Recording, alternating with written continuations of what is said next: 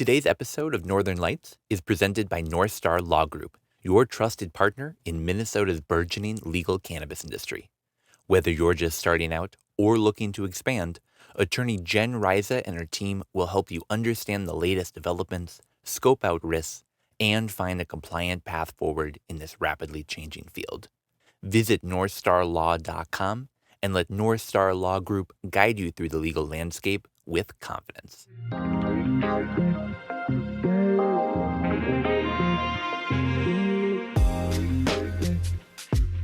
Hello. Well, Happy New Year, Tanner and Miss Jen Reise, our friend. I'm your co-host, Shayna, here with Tanner. So how does it feel? What a year. Yeah. To be on the other side of, last year, Minnesota legalized cannabis. Yeah, sure, we haven't rolled it out yet, but hey, that was last year. Yeah. So I'm excited here to talk to you guys. I wanted to kind of go into the year with some exciting kind of like fun news. Mm-hmm. We did a giveaway right before the end of the year, and so I'm excited to kind of announce that. We wanted to really celebrate hitting that 100 on YouTube. So Thank you to everyone who subscribed, continues to follow us, and support us here. We had 2 winners. We kind of ran that on Instagram and Facebook, and we wanted to honor you. So we're excited to announce that we're giving 2 people the chance to attend our class, our Grow at Home class that will be at the Wilderness, and we had a great event there. And thank you to everyone who came out and supported us. And so it'll be Monday, January 15th, right, Tanner? Yeah, we're super looking forward to it. It covers that whole side of how to get started with seeds. So if you're a grower and you're thinking, how do I really take the seed that I bought and turn it into a growing plant, making sure that it stays alive in the process. Mm-hmm. We'll be walking you through that. So it'll be exciting there at the Wilderness, and shout out to them. So our first winner is on Instagram, and it's Ready Loyal Drudge, and that's LOYALDRUDGE on Instagram. Thank you so much for everyone who participated and read the rules. Follow the rules. They're very simple. So try again at our next giveaway, but read the rules. So shout out to you. And on Facebook, are we ready? Drum roll. Chris Moe, M-O-E. Congratulations, Chris. Awesome. I've noticed him, and he always supports us. So I'm excited for those 2 people. So look out with that. That will provide details. So, let's start here with Miss Jen. So thank you again. It was back in September, right? When we saw you the first time, and we met with you on the show, right? I think I was on episode 5. Cannabis is legal-ish, which was soon after August 1st, I want to say, because we talked about how we had possession now and we had home grow, but it was not legal for anyone to sell. And what a weird phase this was going to be. That has definitely proven to be true. Oh, yeah. And what a year it's turned out to be. I mean, thinking back to early parts of January when it was the trickles of, hey, we've got this bill coming up. We had the trifecta. There was this energy behind the movement. But let's be honest, we've been heard as activists before. We maybe thought, hey, there's some movement here, and there wasn't. But this year, really, it came to fruition. Jen, tell us a little bit. I mean, people could go back and listen to that episode, hear a little bit about your story coming into cannabis. But just to refresh us coming into 2024, what is it that brings you to cannabis here in Minnesota? Yeah, so I'm a corporate and business lawyer by training, but I really pivoted hard into cannabis just about a year ago as well, and helped found this law firm that I'm now a partner at, North Star Law Group, and I head our business and cannabis sections. So I am an entrepreneur in the cannabis space, much like my clients are, trying to figure this out, build a plane as we fly it. So it's been quite a year for me. Love that. Well, sort of now in the first parts of 2024, this episode is coming out January 1st. Happy New Year's, everyone, by the way. Happy holidays. Looking back on last year, what were some of your favorite cannabis events that you attended, be they classes by the Cannabis College or just otherwise that you got to go to in 2023? Yes, I got a lot of great education from the Minnesota Cannabis College and many other people. You know, as a cannabis lawyer, I had so much to catch up on, learning about the plant and how to grow and the botany and biology and industry of all of it. I learned from so many people, and then I also really enjoyed being able to speak and write and help educate others on things that I know a lot about. I did a couple of sessions on raising capital and a couple on launching cannabis business.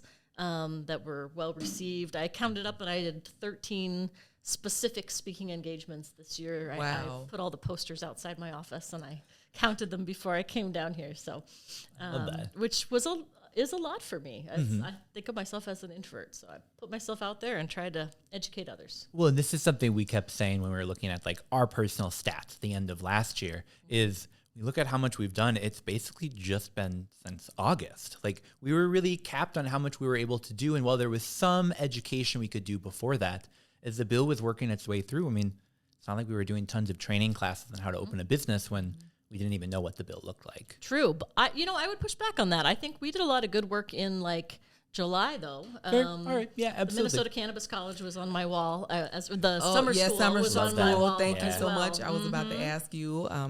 Thank you for everyone who attended that. That was one of my favorite events that we attended. Yeah, that was a great event. Great space, great energy, and of course, I loved all the Canna Connect events as well. Really fun to see those grow into something really that felt very fundamental to our industry, and so fun to think that nobody dictated that. Steve and we made that happen. Well, I know that you attended MJ BizCon, so kind of tell me about that experience. I know it's one of the largest cannabis events out there, and this was the first time for you, right? So walk us through what that was like and the atmosphere and what you would tell people who were maybe thinking or maybe next time to do, maybe make some changes if you attend. Wow. Yeah. So this was actually my second time. I went to MJ BizCon last year as a lawyer that wanted to be a cannabis lawyer and was trying to figure out get my feet under me and how to start. And so quite a trip to go back this year as one of the leading Minnesota cannabis lawyers at a time that everybody was like, oh, Minnesota, I want to talk to you about Minnesota. So that was pretty amazing. MJ BizCon is a very weird event. It is, it's a weird blend of like industry hype and innovation and sort of glitz. And so I really enjoyed having just a lot of conversations with a lot of different people, trying to learn what kind of service providers people use, go through licensing in other states, try to get some sense of like pitfalls of, design as we think about maybe how to change the bill going forward, and just try to get a better sense of things to bring back to advise my clients. And so I did not spend a lot of time, in meetings with MSOs or stuff like that. Yeah.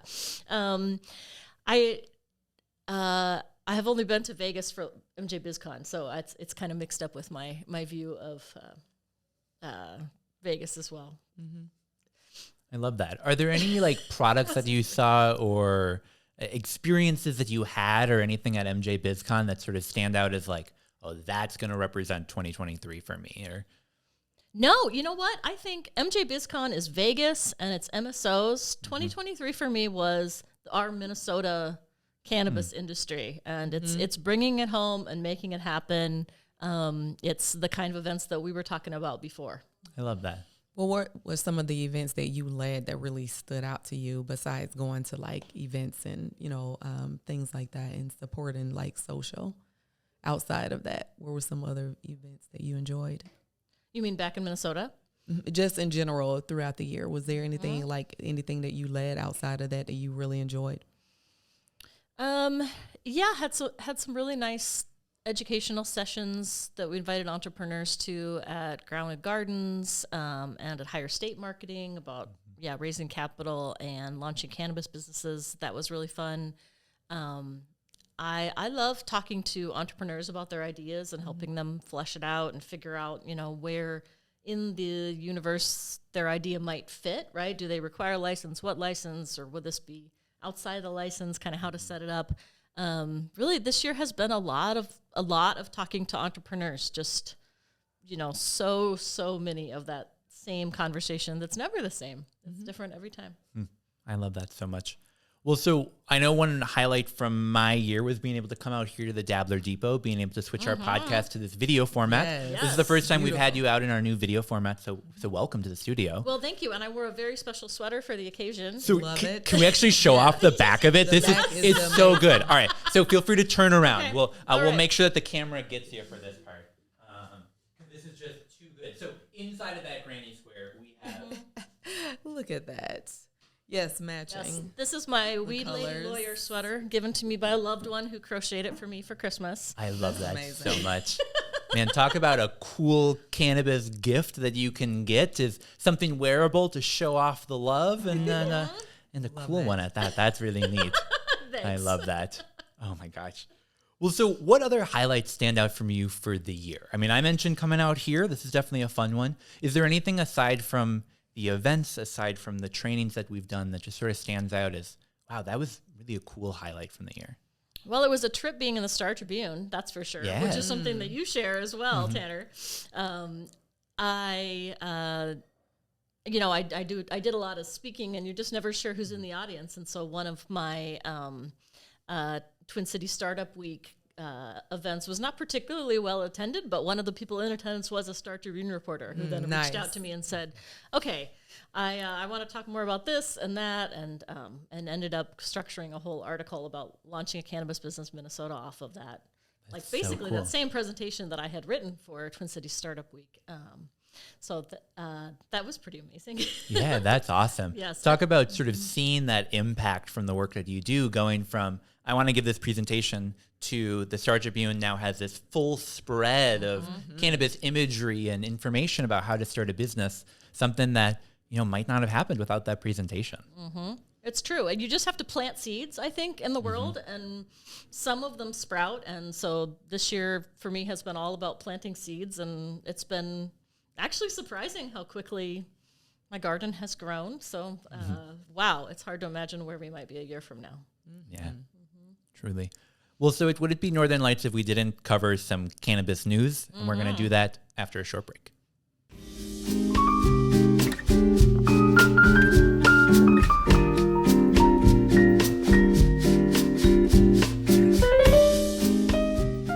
All right, and we're back. So we're back with Jen. Welcome, welcome. Thank you. Here at the Dabbler Depot studio.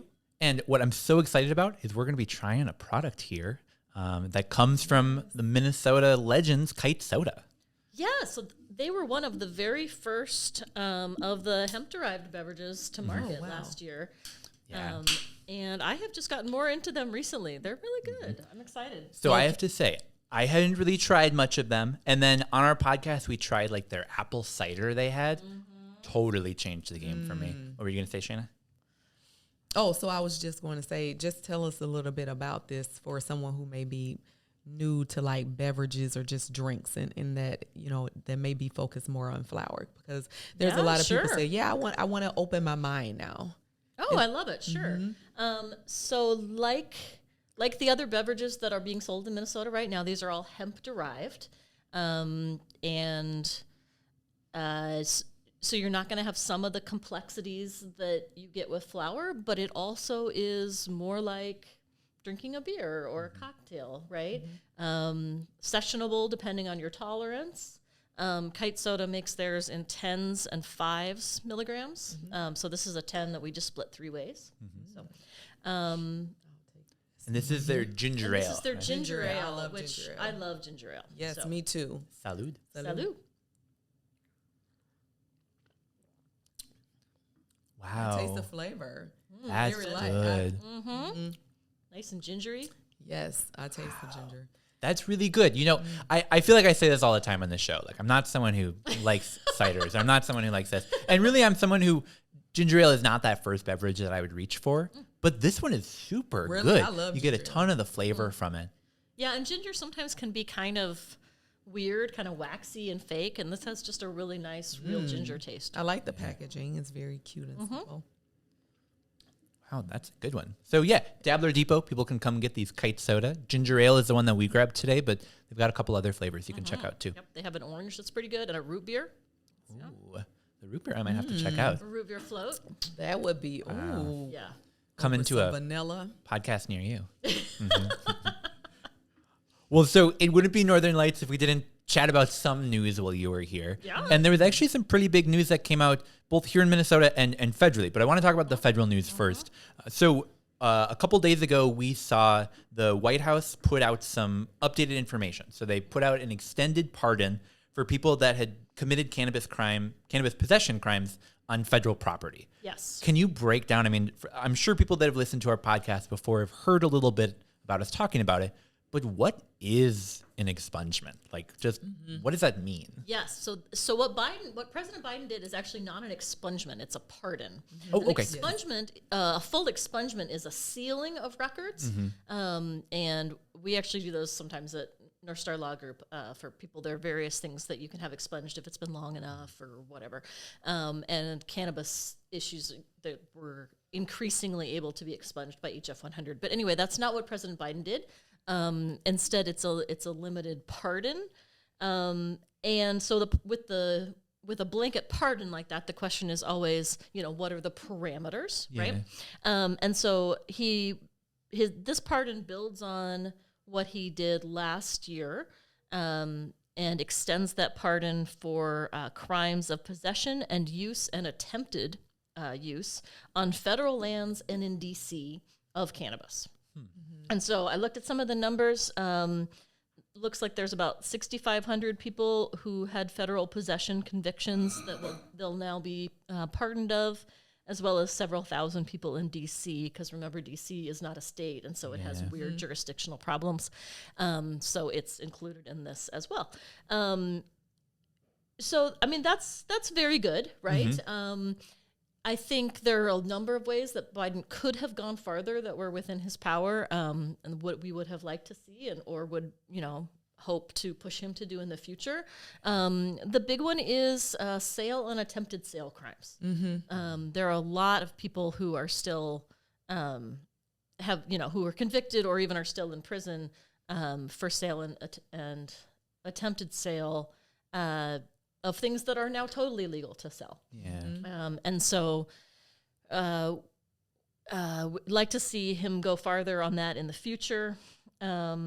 Because there's a lot of criticism, and not to interrupt that, he's not doing enough, because that's right. There are still Black and brown men specifically who are still incarcerated, still facing those crimes. So what do you suggest? How do you think we should address that as just people in the community? Because I think if we got more voices out there, there would be a better push. And you can only do so much, and we have great advocates across Minnesota and across the country. But what else do you think the people can do to really hold someone accountable at that level? Yeah, I mean, a lot of voices came out and said, this is good and we need more, right? And I think that's a key piece of this. I was looking at, Instagrams from some of the Congressional Black Caucus and stuff like that, making exactly the point that you just made. In addition, another limitation that Biden could do better is that this only extends to citizens and lawful permanent residents. And we know that immigration laws and cannabis are a really painful nexus for a lot of people. It's actually a main reason that people get detained or deported who have, sort of immigration status problems, or even who are here on green cards or whatever. And so, we need to say cannabis is not a reason that we're deporting people, right? And then another thing that Biden can do, of course, is shorten sentences, or commute sentences is the technical term, of people who are still in prison. He did a little bit of that in this action as well. He commuted sentences of 11 people who had what the White House called extraordinarily long sentences, decades to life in prison for various kind of drug crimes. These weren't necessarily cannabis specific, but war on drugs kind of issues. Many of those people will be getting out in February or April of this year from having served a lot of time. definitely some positive change, but I think, like you said, there's a lot that still is left sort of undone, a lot that still could be done that didn't in this opportunity. Exactly. I mean, it's good to see the federal government moving in the right direction, I think. Looking back, it was helpful to remember that we haven't seen a president do anything like this before Biden did a year ago, all the way back to Jimmy Carter. It's been a long time. However, get a little tired of the baby steps when there's so much to do, which is the way that I feel about the descheduling, rescheduling thing too. Like, I'm glad that Biden kicked it off. I'm glad it seems like it's moving a little forward, but wow, I don't want to see cannabis descheduled to Schedule 2. Or I want to see it, or reschedule Schedule 2. I want to see it descheduled. I want to see it off the schedules. So we're going to do the thing that they say to never do in this industry, which is to make some predictions. Well, it is January 1st. It's January 1st. January So 1st. if we think about where we think we're going to be a year from now, I've got some questions for you, and I'm curious if you think these things might actually come to fruition. The first one is what you were just talking about, rescheduling. So there's been all these talks about the DEA potentially rescheduling cannabis to Schedule 2 or Schedule 3 or whatever be it. Do you think January 1st of 2024, we're going to be saying, wow, they rescheduled last year? Or do you think maybe it won't happen? Wow. Actually, that was another good thing that came out of MJ BizCon. You were talking about MJ BizCon, is that I got to do a full day of training with the International Cannabis Lawyer Association. And so I got to hear a lot of people who are very close to this and much more experienced than I. And their consensus was they thought it probably would be dropped to Schedule 3 or possibly Schedule 2. Okay. So which 3 would be much better than 2, and we could talk more about that if you want. So I guess that's where I'd put my money. Okay. We'll see. Not all my money, just a little money. Fair. If you were going to Vegas for MJ BizCon, you were just down a- in Vegas just a now. bit. Were Yeah. you putting them numbers? Yeah, I gambled and lost $17. I put $17 in my pocket when we went gambling, and when I ran out, Yeah. That's pretty good. That's yeah. honestly. It's better than 0. All right. So another thing. So we saw this action come out of the White House. Definitely a step forward. But as you were talking about, a lot still left undone. Do you think we'll see additional action? Obviously, you don't work for the White House. You're not their legal counsel. But do you think we'll see anything additional come out of the Biden White House? Well, it's an election year, right? And Yep. so in American politics, everything starts revolving around the election more and more as we get closer. It will be interesting to see how Trump and others sort of position themselves on these issues, because we know that Americans are, overwhelmingly in support of cannabis legalization and decriminalization, even on the right. And yet our politicians, especially on the right, are not listening to that and not caring about that. So I don't see anybody making it a big campaign issue, but who knows? A year is a long time. It's one thing that I've learned. Yeah. Oh, absolutely. Yes, it definitely is. Well, and it wouldn't be fair to ask you to make predictions without us making know, some I wanna predictions hear what you ourselves. have to So say. I Yes. totally have to say, I think on this side, we're going to see a lot more push towards criminal justice reform from the White House. I think it's going to be something that's going to try to help get some more people back into the tent, especially as we get closer to that election day. Now, like you said, a year from now it's a long time. November, a lot of things could change between now and then. But I hope, I'm optimistic that we're going to see some additional steps, even if it's not full-blown legalization. I think rescheduling is going to sort of force some things to reshuffle in our government. And I hope that the White House listens to that change. And you've seen a lot of grassroots across the country, like you were saying, social media, people just really holding them accountable, going back into citizens saying, you know what, this bill was passed, but we need a little bit more. We need to hold you accountable. And that's why it's very important to use your voice. And if there's events, attend and get out and hold people accountable that you're voting for. That's all I would say, because I try to stay in the middle. Oh, that's fair. That's totally fair.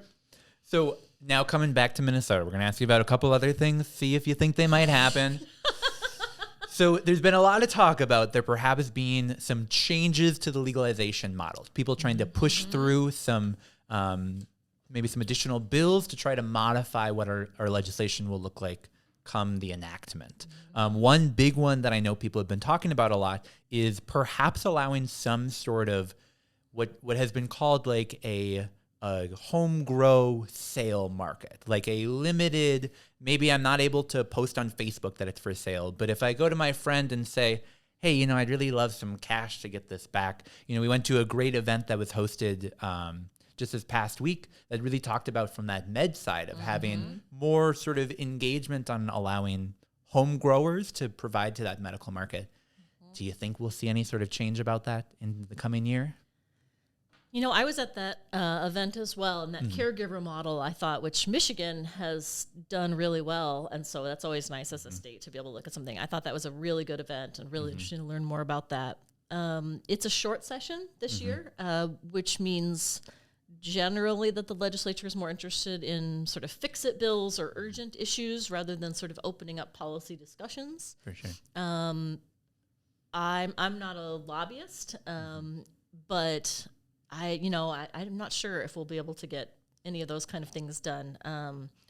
I do hope that if anything is done, that it's not just a giveaway to the big companies. I'm a little concerned that the medical companies are going to be asking the legislature to allow them to sell the product that they already have, but to non-medical patients, i.e. they get to be first in the adult use market. Oh, yeah. And I think that would be a flawed approach from a public policy perspective. I would hope that we could at least get a compromise where others could sell as well. But we'll see. Totally fair. And then, like I said before, I'm not going to make you give a prediction without giving my own. Yeah. I would 100% agree with you. I agree that, I think there's a lot of work that should be done to try to expand medical access, to allow home growers to share the product that they grow with others.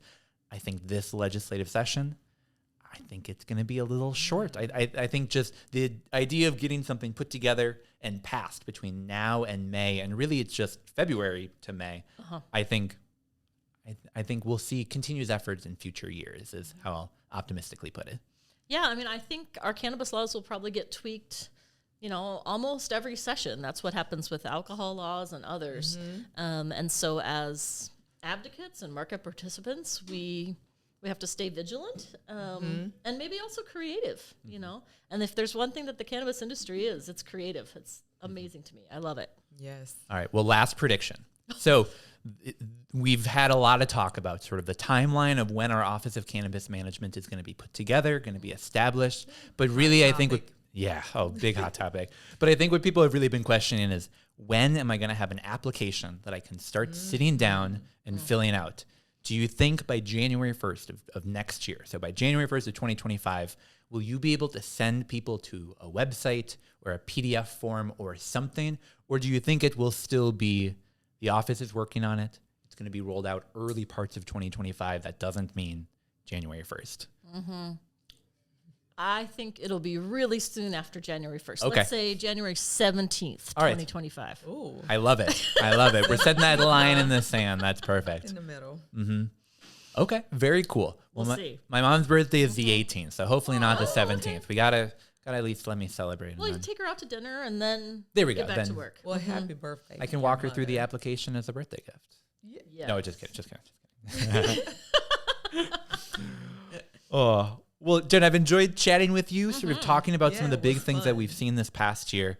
But I really want to ask you, January 1st, what are you looking forward to in the next year? Are there things that you're either on the business side or just personally looking forward to in 2024? Yeah, I think it's going to be a big year, and it's almost hard to get my arms around sort of what it might be from a lawyer perspective and for cannabis industry perspective. I'm super excited to announce a partnership that I entered into with Women Venture. Yes, that's a great organization. They are a great organization. Yes, yeah, they do a bunch of training and grants for local entrepreneurs, especially women and especially women of color, but not exclusively. And I'm going to be doing some training with them, and I'm also going to be doing a webinar about cannabis with them in January. Awesome. In a couple of weeks. So, well, where can they find out information about that? Let's drop it in the show notes. Perfect. Oh, All yes. right. Yeah. So check those show notes. We'll have that link. You can go and learn more about that. Well, That's thank you for really sharing cool. that. Yeah, I'm excited. them. And this is Yes. hot off the presses. So, Ooh, exclusive. We keep it hot off the press. Dropping news. Always. Yeah. Boom. And then it will be very interesting to see the National Lucky Leaf Conference is coming to Minnesota in April. And so Now, tell the people a little bit about that experience. So Lucky Leaf has been putting on a series of conferences around the United States for the past, I don't know, maybe year and a half or something like that. They had a big one in Albuquerque that I talked to people who were there, and they said it was a good event. It's more of I think, an opportunity for our local brands and leaders to table and speak, and then we'll be competing with people coming in from outside in a way that we maybe haven't been so much at things like, CannaConnect or something that are more homegrown and more focused on the Minnesota market. And I think we are going to be able to hold our own. We have amazing people, amazing brands. I'm excited to see it come together. Cool. Man, so looking forward to this year. How about you guys? What are you looking forward to? Big one. Yeah, well, we have a lot coming up. I'm just excited to continue on with what's happening here on the podcast. In terms of talking about trends, I love to see the explosion of like the businesses, especially like women. I believe it was Goods In. I think you spoke at her event. And just seeing people coming up with innovative products and things like that. So I'm just excited to see what the creativity and events. And I can just say Minnesota's community is a collective. We've talked about one industry where everyone comes together truly and want to authentically like help people. So I'm excited for, the events. So I have a lot of things coming up that I want to just continue to support and, work on like the women's like forefront and really get the voice out about participating in the industry. Yeah. No, I want to echo that totally. Like the event's so looking forward to. I think I'm just really looking forward to connecting with more home growers. I really sort of our organization, we're set up to help people become part of the industry. But my personal side passion that I found is really finding people that have connected with this plant for many years, just not by growing it, and really trying to help be that bridge to get them started, be it, helping them get some seeds, be it helping them find a clone or two, be it helping them. Yeah, just really getting everything started. That's been my biggest passion this year, is just connecting with home growers and saying, how can we get you started growing cannabis? So here's another prediction for 2024, which is I think the summer outdoor season of 2024 is going to be huge. Oh, yeah. In terms of events? In terms of people wanting to grow cannabis in their backyard. Oh, okay. Oh, yeah. And so, I think the people who sell to home growers and train home growers and so forth are gonna see that swell of interest. Yeah. Absolutely. I mean, we have been experiencing Minnesota cannabis grown outdoors for many years, but I think people being able to experience from that grower side, is going to be totally groundbreaking. Yeah, you can grow something little in a tent, and you can definitely grow some big plants, but that sun, man, it's unbeatable. Yes, I love our summers. Awesome. Well, we're going to be back in an interview with Rachelle Gordon in just a couple of minutes here. But Jen, thanks as always for joining us. Of course. Thanks for having me. Yeah. If people have questions that they want to get answered about just cannabis law generally, can people be sending those in here? That would be great. I'd love to come back and do like a reader grab bag segment or something with you. Beautiful. I'll do my best. And you're always supporting us on our social media. So thank you for always supporting us, Jen, on this. Of course. Too. So send those questions in. info@mncannabiscollege.org. We'll have them for the next time that you come on. Great. Awesome. Well, thank you as always. Thank you.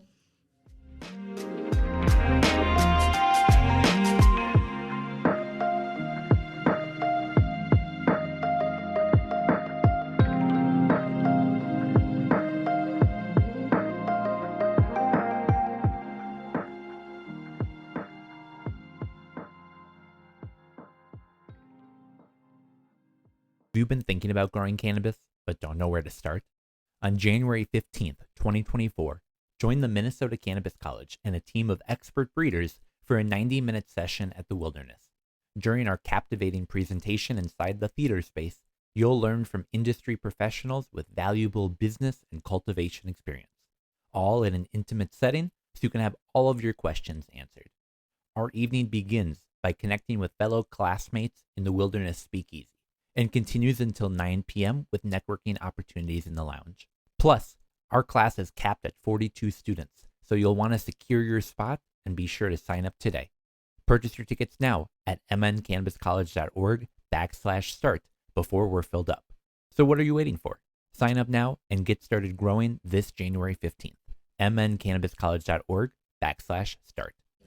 Alrighty, friends, we are back. I'm Shayna, your co-host today, along with Tanner, and I'm so excited because we are joined with the beautiful Rachelle Gordon with Greenstate. Welcome. I call you a word wizard. I love that. I've never been called a word wizard, but I appreciate that. I'm happy to be here. Yes, we're excited to have you. So just to get started at the top of the new year here, kind of tell us a little bit about your background for one, and like, how did you become a word wizard? Yeah, for sure. Well, I'm actually not a classically trained journalist. I actually was in education. Prior to writing, I studied education and social justice. I went to Hamlin and St. Paul and worked in education, early childhood for many years, and ended up having a run-in with the law related to cannabis outside of school, of course. But that sort of derailed my teaching career, and I was looking for other things to do, and I started doing some freelance SEO content writing, sort of as a side hustle. Writing always came easy to me in school, but I never really considered it as a career. And all of a sudden, the legal cannabis industry started happening. I found gigs in that. All of a sudden, it became my full-time job. I was in the right place at the right time, the right number of times. Mm-hmm. And then fast forward, I'm traveling the world writing about cannabis. So it's been a real blessing. That's amazing. So I noticed, and you mentioned that you attended Hamlin, and I had peeked in your background, and you have like a social equity. So kind of talk about like, how does that intersect with your social background and education, and how that's helped you in your writing, and especially as a woman in this space? Yeah, definitely. I always approach my writing as a way to educate the masses. I mean, entertainment as well. There's some fun, punchy, voicey sort of stuff in there.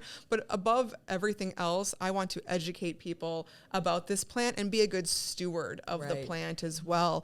And keep restorative justice in the background at all times, because I know how lucky I was, considering what I was facing legally, that I was able to walk away from that without a felony record. And that's a blessing in and of itself, right? And so I always keep humble and remember that, and try to keep that lens on as I'm moving forward to make sure that I'm putting out content that is fair, that is equitable, and that is accessible as well. Right, absolutely. So you've traveled, gone, written for some major kind of platforms, from MG Magazine, Cannabis and Tech Today. Kind of talk about those experiences and what it's been like to, really share your insight to those platforms. Yeah, it's been cool to speak to different audiences within cannabis. Mm-hmm. So MG, Cannabis and Tech Today, those are more business-to-business publications. Mm-hmm. So talking to the industry, about the industry, different innovations, business news, things like that. That really gave me an interesting perspective from the inside of the industry. And now working with Greenstate, it's more consumer-focused. That's really, really been fun, too, because I'm a consumer at heart. And those are the people that I really want to educate, and not just consumers, but the canna curious and what I call the canna curious adjacent. I love that. People who maybe aren't interested in cannabis, but who could benefit from some information about it. Right, yeah, the knowledge base. And you had mentioned about fun, so tell us a little bit about your experience with Lucky Leaf Expo and that series. Oh yeah, we love Lucky Leaf Expo. Shout out to Chad and Claudia at Lucky Leaf. They do a great job. They put on an amazing show. We went to their New Mexico event in Albuquerque. I got to interview Tommy Chong. That was awesome. And they just, they put on a really dynamic conference. They have lots of interesting programming, lots of cool vendors. I'm really excited for their Minneapolis show coming up. I know there's going to be a great turnout. I know there's huge interest in Minnesota, both from the outside and then the inside as well. So I have a feeling that there's going to be a lot of big companies coming to Minnesota, but then it's going to be great to see the locals show up as well. So I'm super stoked for that. Yeah, that's amazing. So Minnesota is 23rd in legalization, but we often like to call ourselves as innovators. I think we're very unique. So looking forward to 2024, what do you think of Minnesota cannabis industry now that we're legal, and what are some areas of opportunity that you think that we should, work on or maybe address that you see maybe an opportunity for others? Well, we definitely need to get the regulations out, right? First and foremost, we need to know what we're dealing with. People are ready to get their ducks in a row, so to speak, but we can't do it if we don't know what the rules are going to look like, what the applications will look like. So I'm definitely excited to see how that plays out so that people can start preparing for licensure. I do want to make sure that people here in Minnesota, they stay strong, they stay to their roots, which they're doing a great job of, but also be open to the fact that people from other states do have things to contribute. I hear a lot of concern about outsiders coming into Minnesota, and I share those concerns as well. I don't want MSOs running the show, but I do think that there is value in people who have experience in other markets, especially ancillary providers. Right. So I want to make sure that we're keeping an open mind, that everyone has something to contribute, even if they may not be from Minnesota. But we have an incredible knowledge base here and an incredible passion. We've built something so unique on the national level. People are really, really excited about the work that we've done here and the work that we're going to continue to do. So I'm definitely stoked to see the licenses go out and to see the excitement from the consumers, because they're going to show up in full force. They already are. Right. Yeah. So you're talking about on the national space and MG BizCon 2023. And for those who are not familiar, kind of talk about that. And what was your experience like attending that? Yeah, MJ Biz is the biggest cannabis conference of the year. You know, tens of thousands of people show up, and it's a little overwhelming, right? It's a whirlwind for sure. I can only imagine. Yeah, it's wild, but it's like a big reunion, you know, which is really cool. And you get to see the latest innovation. You get to see a lot of ancillary tech. You get to see a lot of great bud. I mean, obviously not so much on the showroom floor, but there was a little from the autoflower folks I saw on the cultivation side. That was great. But it's just a joy to be around so many cool people. And this year, the floor was a little bit quieter than previous years. But I think part of that is just that, you know, budgets are really, really tight nowadays. And going to a conference is so expensive. So I can understand why it was a little quieter. But the people who were there were very, very enthusiastic and optimistic about 2024 and some of the opportunities that we're seeing in cannabis. We were suffering a little bit of a lull for a bit. But now I think people are cautiously hopeful for the future. And I think the energy was really, really electric. It was a lot of quality, not quantity. Very cool. Yeah. So go ahead. What were some of the things that stand out from MJ BizCon? Like, were there any vendors or businesses or brand stories that you connected with or heard more about? One thing that I saw was a lot of synergy. You know, people are understanding that we're better together. And we don't necessarily have to have this scarcity mindset that I think was sort of permeating cannabis for a while. And I understood why it existed, right? Like, we were in dire straits, you know, for lack of a better term. People are going under, you know, they're struggling. People are losing their farms in the Emerald Triangle, right? There's a lot of suffering. But I think that people started to realize, hey, if we come together, if we partner up, we can make this thing work. And I was really happy to see that, honestly. As far as new innovations, so there's this company called Sorting Robotics, and I'm a big fan of theirs. They make, they have these robots that can infuse blunts, and they came out with a new robot that can make keef dipped joints. Like, that was really, really cool. Yeah, they're amazing. They hand them out, and you're just like, whoa, like, I don't even know if I can manage this thing. It's like a lot even for a pro. And that was cool. As far as the activations, Blazy Susan actually had a cool activation on the floor. They had a speakeasy and a bus. On the conference room floor. It was like, you very, very, very rarely see consumption in a conference. So that was kind of cool. Like, if you know, sort of deal. So you've kind of explored, you know, MJ Biz and Lucky Leaf Expo. What are some other events that people in the industry, you know, should check out throughout the year that you think from a smaller scale or even as, you know, as big as this one? I know MJ BizCon is the largest, but on other scales, what do you suggest? Well, I mean, obviously we got to shout out the Legacy Cup, right? Yeah, shout out. For sure. We love what they're doing. You know, Josh is doing amazing work, and that's been just an incredible thing to see that show grow. As far as on the national scale, MJ Unpacked for the business to business, they do a fantastic job. They're more focused toward brands, retailers, and investors, but they put on an incredible show. They're doing one in Atlantic City in the beginning of April. I would highly recommend going to that. The Flower Expo is going to be happening in Massachusetts and Michigan. Again, more brand focused. And their sister show is Hall of Flowers in California, which is a really incredible and fun show where you can actually sample product. Brands have booths, and they give you vouchers, and you can go to an on-site dispensary and get product samples. And it's really the only show where you can interact with the product 360 degrees. You can see the packaging, you can see the actual product inside. They have on-site consumption. So those are some really fun shows. And then MJ Biz, if you go to that, Blunt Brunch, these ladies at Blunt Brunch, Adelia and Parisa, they've been doing these Blunt Brunch Nationals. It's a really great opportunity for women and men to get together and start out the week strong. They do have regional events as well. I don't think they have any in Minnesota, but I would love to see them come here. Oh, nice. Very cool. So you were talking a little bit about the women inclusivity in the Blunt Brunch. You talked about Blazy Susan, another brand that's very women focused. As we sort of look at Minnesota's market, I think there's been a lot of talk about what are the steps that we need to be taking to help really create the industry that we want to see. What do you think is important for us, having looked at other states, to keep in mind as we look at building out Minnesota with an eye towards inclusivity or diversity? I think just remembering again that everyone has something to offer. Absolutely. We all have differences, in lots of different ways, but everyone has a unique perspective that should be considered at all times. And I really would like to see in the Minnesota industry a focus on that equity, a focus on inclusivity and accessibility. It's something that's sort of missing in other states. It is a boys' club.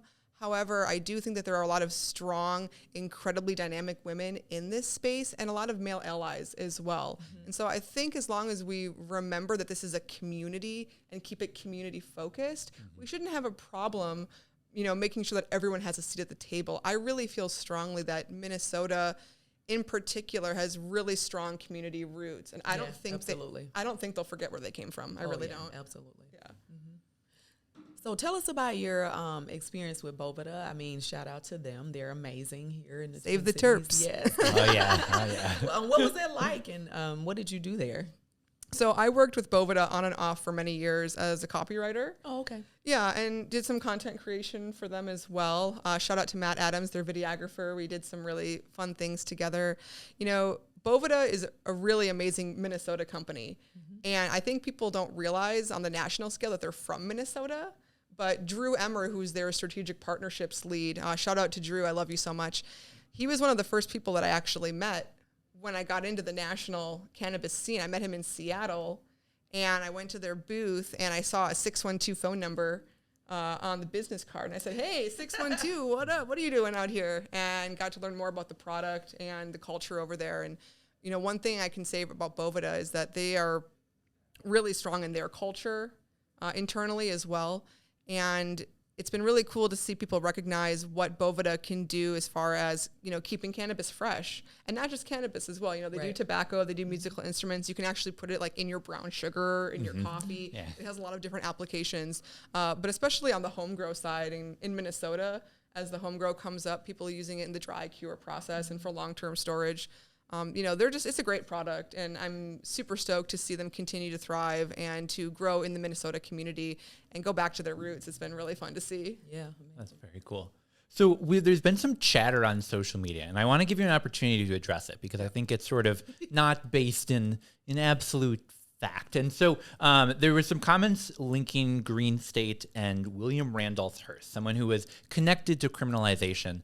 And I sort of wanted to ask you what your thoughts are, but more so what the experience has been working sort of loosely related to someone who perhaps has ties to criminalization, and what it's like sort of being the voice bringing that into the future. I'm really glad that you brought that up. Greenstate's parent company is Hearst Newspapers, which was, founded by William Randolph Hearst 100 years ago. And I admit that when I was in the process of getting the job and interviewing, I wrestled with it, right? Because I know the history, right? I know that he published some wild things in his newspapers to fan the flames of prohibition, right? But what I saw was a bigger opportunity to get things right in this generation and moving forward. I mentioned earlier, I'm really, really passionate about education. And there are so many people out there who don't know what this plant is capable of. They don't know the truth. Yeah. And the fact that Hearst is such a mainstream, massive company with such reach, I thought this is a way to break into the mainstream and do it right. You know, I talk a lot about my dad. When I was little, he had really severe epilepsy, and he wasn't responding to medications. He went in to get a surgery that can correct the brain when it's epileptic, and he had a massive stroke, and he ended up paralyzed and brain damaged. He was like in nursing homes and group homes my whole life. He passed away in 2020, long-term complications from the stroke. Knowing what we know now about cannabis and epilepsy, I can't help but wonder if maybe if we had known that the plant could maybe have saved his life. Yeah. Right. You know, and I think about him when I do this job, because thinking about a person like that who was like in rural Wisconsin, they're not going to High Times for their information. High Times is doing great work. Cannabis Now doing great work. MG doing great work. Beard Bros, they're all doing amazing work. But there needs to be a consistent voice for cannabis in the mainstream. And that's the opportunity that I saw. So while I obviously have feelings about William Randolph Hearst, it's a bigger picture play for me and a bigger opportunity to educate the masses. And I think that's what people might not understand about Greenstate, and I wish that they would, that maybe things were wrong in the past, but we're getting it right now. And I so appreciate you saying that. I mean, I think of when Erin Dupree, who is no longer our director, but when she was appointed, there were some people that said, like, yeah, but her grandfather voted for criminalization. Like, she shouldn't be the director. And her whole point was, no, we're moving forward. Like, we should be celebrating that we've come so far in just 100 years. And I think this is very much on the same point of, is it perhaps tied in the past to prohibition? Yes, but do we see that green future coming out of it? Absolutely. And thank you for being part of that. Absolutely. I appreciate that so much, and that recognition, because it's true that while people want to chirp about Greenstate, I know deep down in my deepest of hearts that my intentions are good, and that Kara Wheatstock, our senior content producer, her intentions are good, and that we're doing good work, and that if you see what we're doing and the fact that we're able to syndicate this content onto mainstream newspapers across the country, people who might not have access to cannabis information are getting it now. Yeah. And I'm really proud of that. Absolutely. Yeah. Being the voice for cannabis in the mainstream. Oh, absolutely. And you mentioned about on a larger scale, and I know you've paid attention as, you know, being a writer, and Joe Biden, he's made some progress, and a lot of, there's been some, you know, different opinions about that in terms of whether it's optics or if he's doing enough. What are your thoughts on that from that level, and where would you like to see, you know, obviously from a diversity and equity position in terms of where we could be in the next 5-10 years? I really, really hope that we see significant reform sooner than later. I did find it interesting that President Biden tweeted that no one should be in jail for cannabis, and yet it's still illegal and it's still a Schedule I substance. And so I really want to see him make meaningful change. You know, the pardons are great. You know, the rescheduling conversation, I have my own opinions about that, but any conversation is good. You know, that's progress in and of itself, as opposed to just sweeping it under the rug. But I do think that more needs to be done. You know, Congress, there's a lot of talk in Congress about safe banking, right? What is that going to pass? And so far, nothing's really happened. And personally, I would like to see them just deschedule cannabis altogether, regulate it more like alcohol and tobacco. That's my personal sentiment. Do I think that rescheduling to Schedule III could have potential opportunity for the industry? Yes, but it just doesn't go far enough, and especially with the social justice side, you know, absolutely. it just doesn't do enough. We need legalization, we need expungement, we need people to get out of prison. Oh, absolutely, and that's why, you know, voices like yours and here at the Cannabis College, we really focus on bringing people together. We're all from different backgrounds. But let's get to some fun questions. Coming up on 2024, and at the end of last year, we kind of talked about like our goals, New Year's resolutions. I'm a person, I'm all about vision boards, and I set things throughout the year. But what about you, Rachelle, from a personal and professional level? What are some of the things we can anticipate from you, and what would you like to share about to look forward for in the new year? I should probably start setting my intentions for next year now that I think about it. Because last year, I said to myself, I want to do something mainstream. I've been talking to the industry for many years. I want to do something mainstream. And then the Greenstate Hearst opportunity came up. You don't get more mainstream than Hearst, right? So I was like, okay, well, if this is presenting itself to me, I should probably take it, right? So what I'd like to see is just more content coming out. I'd like to see us doing more dynamic types of content, more podcasts, more videos, more product reviews. I think that's a lot of fun. And just expanding and reaching more people. Personally, that's what I'd like to see. I usually don't love setting goals for myself. I'm a little goal averse, but but I would like to see our traffic increase selfishly, you know, and just so that more people see what we're up to. And I also hope that more people can understand where we're coming from and our passion for the plant.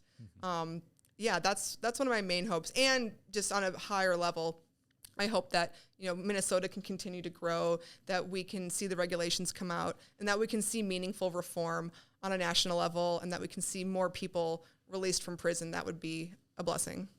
So last year, the great guys at here at Dabbler Depot, they had asked a fun question about who would you have in your smoke circle? 3-4 people ideal that you would like to see, you know, getting blazed with.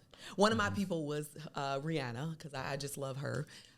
Yes. But who else? And I would say Wanda James, too. I forgot. Shout out to Wanda James. She's the first Black woman to own a cannabis dispensary out in Denver, Colorado. So I'll add her. I just wanted to add that. But what about you? Who would be in your smoke circle? Yeah, Wanda's amazing. Yeah. Shout out to her. And is it living or dead? Living or dead? Or fictional. Or fictional. Yeah. Yes. Yeah. Fictional. Opening it up. Yeah. Man. Okay, that is tough. Okay, so I'm a huge Oscar Wilde fan. I don't know if Oscar Wilde... I have a quote in one of my emails, one of his quotes. Yeah. Oh, really? Yeah, Which we'll one? have to talk about that. Yeah, I won't steal your thunder. Well, offline about that. 2 Oscar Wilde fans up here. I don't know if he smoked cannabis. I kind of assumed that like he would be the type that maybe would try maybe a little hashish here or there. So that would be fun just because he was so witty. I think that he would have a lot of interesting things to say. And I am one of those people when I'm in a good sesh, I want to have a lot of conversation. I feel like he would be a conversationalist for sure. Have you ever seen the movie Harold and Maude? You guys know what that is? Yeah, You know what it's that a is? classic for sure. Yeah, that's my favorite movie. Really? I'm going to check that out. Yeah, you definitely should. Don't look it up, okay? Just watch it blind. I'll do that. Just watch it and pay attention. That's what I was told to do, and it changed my life. So Maud, one of the main characters from there, I feel like she was a cannabis consumer. There was a scene where they smoked some hookah. That could be fun to hang out with her. A third person. Well, they said Barack Obama, like he admitted that he smoked cannabis. The Choom Gang, right? absolutely. Yeah, Yeah. exactly. So Isn't that there could like be a fun. picture floating around? I don't know if it was a cigarette or if it was actually a joint, but it's a pretty cool picture of him. Yeah, he looks lit in that photo for I sure. like this. Oh, It's yeah. a diverse group. I like that. Yeah, that could be fun. Just because, like, to be the first president who, like, Right. openly, like, consumed cannabis. Although I guess George Bush was like, yeah, I did cocaine, like, whatever. Yeah, but, fair. but to, like, be able to, like, speak to someone who was, like, a world leader who Yeah. was like, yeah, I smoke marijuana and I got elected and I do things. Like, that would be really cool. Well, you know, Willie Nelson was on my list too, and I'm pretty for sure I read somewhere that he said that he smoked on the rooftop of the White House. Oh, or something yeah. like that one time. Oh yeah, allegedly with Jimmy Allegedly, Carter's I'm son. sorry. Allegedly. Let me put that out there. I Yeah. don't want to get any letters or anything. No, but the Obama one I think is so good. And a story that I've heard before is they've spoken to some of his friends from when he was in high school, and he was allegedly that guy who would like interrupt the circle and would like, oh, just gonna quick grab that real quick. The All right, then we scavenger. can keep going. Yep, just a quick pit stop. So That's hilarious. No shame. No shame. yeah, Yep. we're gonna take a quick break and then we'll be back and try some products. Ooh, can't wait.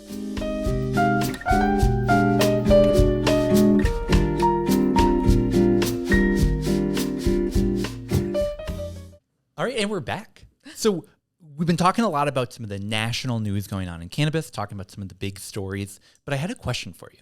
You're really here as our consumer expert, and I want to know, when you personally go and look for products, you've tried products in more states than I've personally been to, you know, what do you look for when it comes to a high quality cannabis product? So for flower, I really like stuff that comes from like regenerative agriculture. I'm a big fan of sun-grown, sustainable agriculture. When it comes to concentrates, I do like rosin, but I do consume BHOs for sure. In fact, I kind of get a little angry about the whole solvent list versus, solvent-based thing because I feel like BHO can actually be safer than rosin in a lot of ways because you are remediating it. Whereas rosin, it's like if they're using dirty flour or gnarly water, it's like that's going to pass through. As far as edibles, I've been really on a bit of a low sugar kick. So I've been trying to find more savory edibles.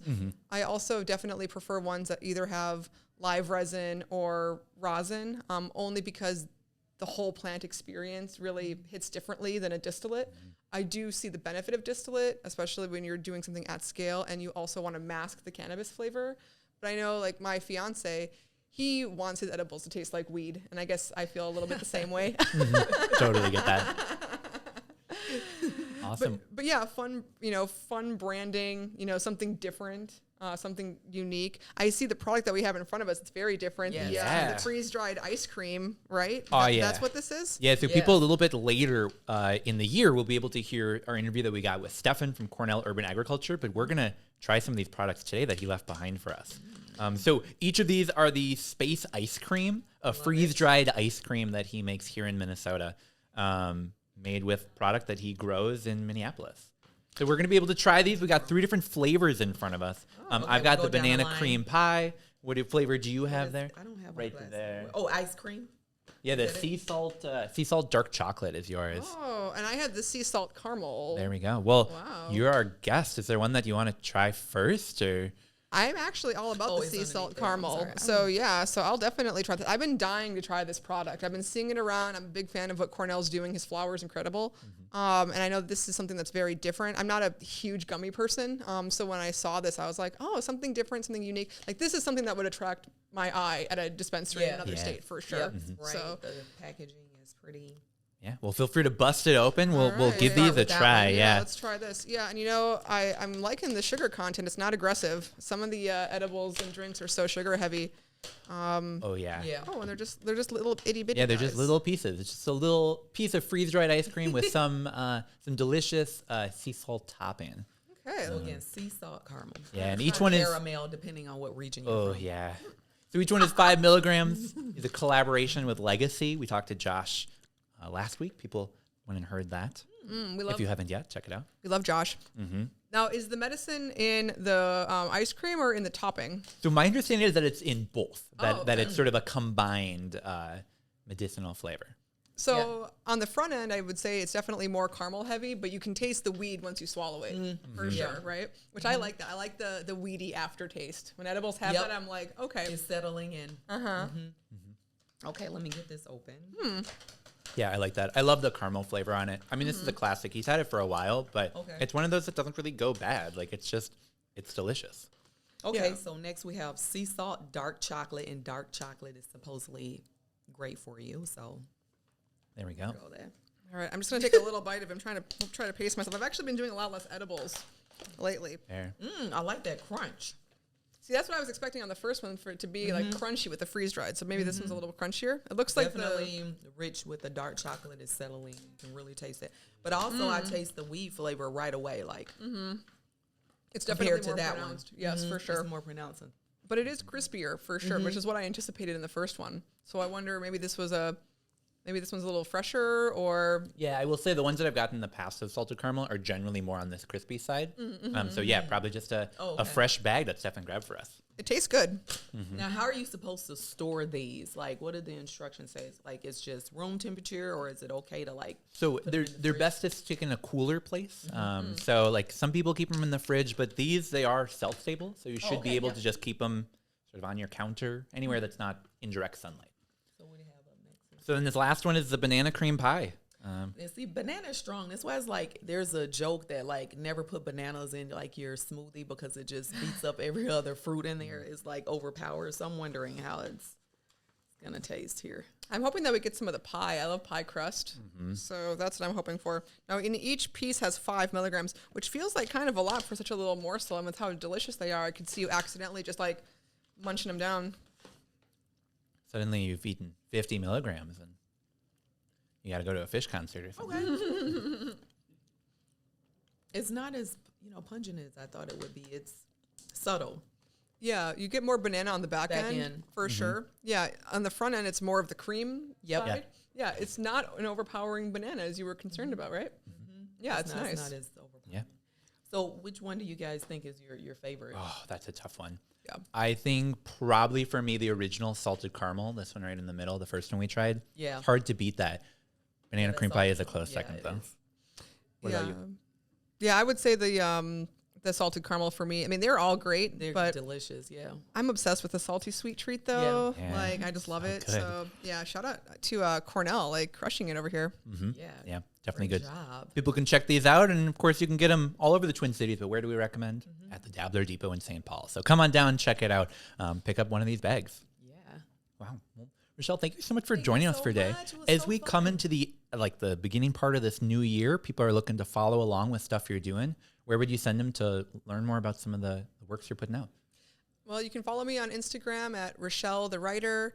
You can check out Greenstate at greenstate.com or follow us on Instagram at Your Greenstate.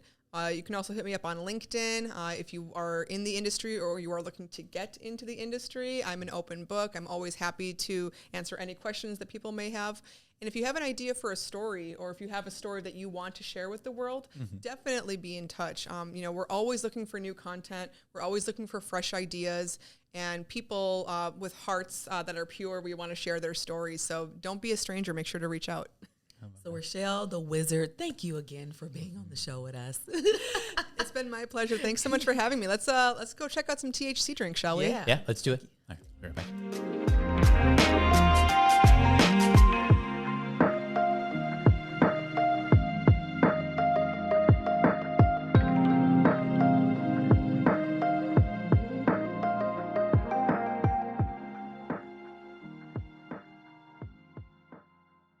Are you looking to unlock the potential of cannabis processing in Minnesota?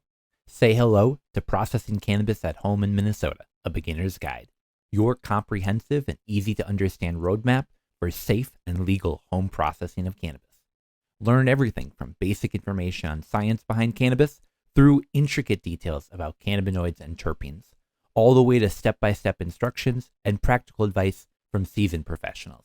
Take advantage of unique features like advanced technique highlights and real-world case studies, plus a hearty dose of friendly education from your team at the Minnesota Cannabis College and Minnesota Solventless.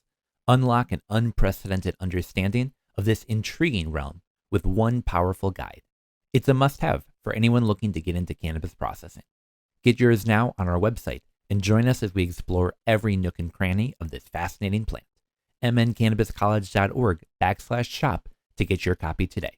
Again, that's mncannabiscollege.org/shop. Hey there, everyone. Tanner here with the Minnesota Cannabis College. I'm so excited to be able to take the final minutes of our episode today just to thank you all so much for being part of our 2023 and to invite you all to be part of our 2024. 2023 was an amazing year throughout Minnesota when it comes to cannabis. Cannabis was legalized, we had a variety of different grow and business classes, and we were able to connect with Minnesotans from across the state that were just interested in learning more about cannabis. Coming into 2024, we've got some amazing opportunities that we're so excited to share with you and that we hope that you'll join us for. The first one that I wanted to share today is our Grow at Home class happening on January 15th. We partnered with Kat Franklin, Stephen Egan, and Anthony Newby to be able to bring some really high quality education focused on how to get your seed started and growing towards a healthy plant. Clean Green Media is going to be able to help us throw in these amazing classes in 2024, and we're super looking forward to it. Be sure to go to mncannabiscollege.org/start to get your ticket and to register today. If you're not able to make it in person, no sweat. You also can join us on that live stream, mncannabiscollege.org/start, to learn more information about that. We've also got an exciting series that we're doing with CannaJoy MN coming up in the New Year's called Let's Grow Together. We're really excited to be able to grow our plants here in Minnesota, but to be able to grow them as a community. And we'll be live streaming an entire grow process all the way from seed, starting on January 15th, all the way through to harvest into the summer with hopefully a harvest swap that we've got coming up. We're really looking forward to 2024, and we hope that you can join us for all of our amazing opportunities. As always, you can go to mncannabiscollege.org to learn more about what we've got going on. You can check us out on social media. That's Instagram, Reddit, Twitter, wherever your kids are going today. You can find more information about us. But also, I just want to take the final parts of this little bit to thank our incredible team for making 2023 possible. Thank you so much to our board members, Shayna, Marcus, and John. Thank you to our so many incredible team members that too many to even list right now, but I just want to thank you all so much for making the year possible. Thank you to some of our educational partners that we had. Thank you so much to Steve from Clean Green Media, and thank you to Canna Connect for helping to make all of our events possible. We're really, really looking forward to 2024, and I'm so excited for you to join us. Thank you all again so much for an amazing year, and we look forward to another amazing one coming up in 2024.